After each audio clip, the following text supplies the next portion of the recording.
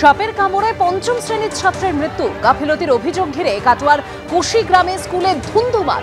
প্রধান শিক্ষককে ঘেরাও করে বিক্ষোভ দেখান স্থানীয়রা। সাপে কামড়েছে বলা সত্ত্বেও প্রধান শিক্ষক গুরুত্ব দেননি বলেই অভিযোগ।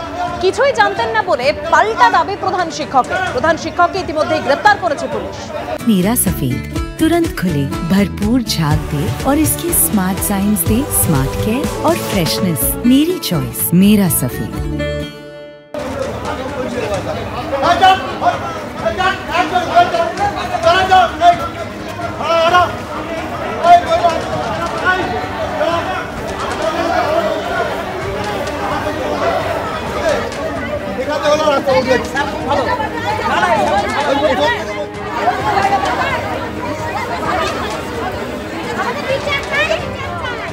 বাঁকুড়ার ওন্দা সুপার স্পেশালিটি হাসপাতালে বেআইনি নিয়োগের অভিযোগ তুলে পথে নামল তৃণমূল ও বিজেপি।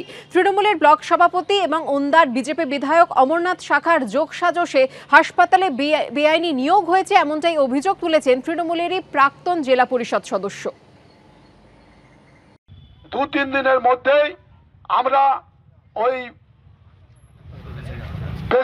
আমাদের হসপিটাল সুপার হসপিটাল আমরা ঘেরাও করব এবং প্রত্যেকটা ডাক্তারকে ঘাড়ে ধরে একটা ঘরে ঢুকিয়ে চাবি দিয়ে রাখবো।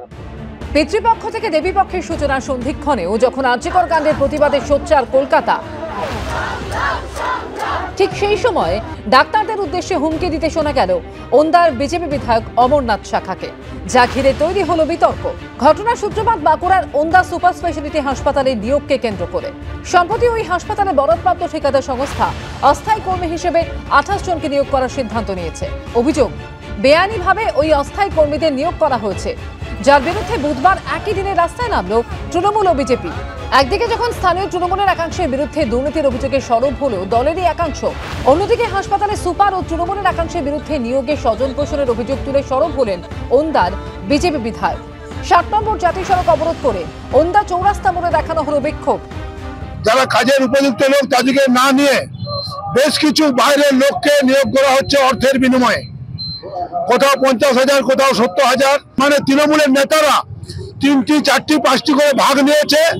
পাল্টা ওন্দার বিজেপি বিধায়ক অমরনাথ শাখা ও তৃণমূলের ব্লক সভাপতি যোগসাজশে হাসপাতালে বেআইনিভাবে লোক নিয়োগ করা হয়েছে বলে অভিযোগ তুলেন তৃণমূলের প্রাক্তন জেলা পরিষদ সদস্য উত্তম বিড মহাশয়। আমি জানি না উনি কার সাথে আঘাত করে কি করেছেন, এবং এখানে নাম 27 জনের লিস্ট দিয়ে গেছেন, যেগুলো সম্পূর্ণভাবে অবৈধ। এবং এটা কাউকে না জানিয়ে কোনো কিছু না করে, মানে অবৈধভাবে জনা 3-4 লোক এবং বিরোধী পক্ষের সাথে আঘাত করে, তাদেরও নাম আছে, আমরা লিস্ট করে দিতে পারি, দিয়ে এই ঘটনাটা কালকে তারা ঘটিয়েছে। হ্যাঁ, এই যে আমাদের তৃণমূলের ব্লক সভাপতি উত্তম বিড এবং বিজেপি বিধায়ক অমরনাথ শাখা। যদিও নিয়োগে স্বজন পোষণের অভিযোগ খারিজ করার পাশাপাশি তার বিরুদ্ধে ওঠা দুর্নীতির অভিযোগও উড়িয়ে দিয়েছেন অভিযুক্ত তৃণমূল ব্লক সভাপতি। আমি শুনলাম কালকে ওন্দা সুপার স্পেশালিটি হসপিটালে বেশ কিছু কন্ট্রাকচুয়াল কর্মী নিয়োগ হয়েছে। এটা নিয়োগটা করে একটা এজেন্সি। অতএব এখানে কোনো দল দেখা হয়নি, কোনো করা হয়নি, কোনো পার্সিয়ালিটি করা হয়নি। ওন্দা সুপার স্পেশালিটি হাসপাতালে অস্থায়ী কর্মী নিয়োগে দুর্নীতির অভিযোগ তুলে একসঙ্গে পথে নামল তৃণমূল ও বিজেপি।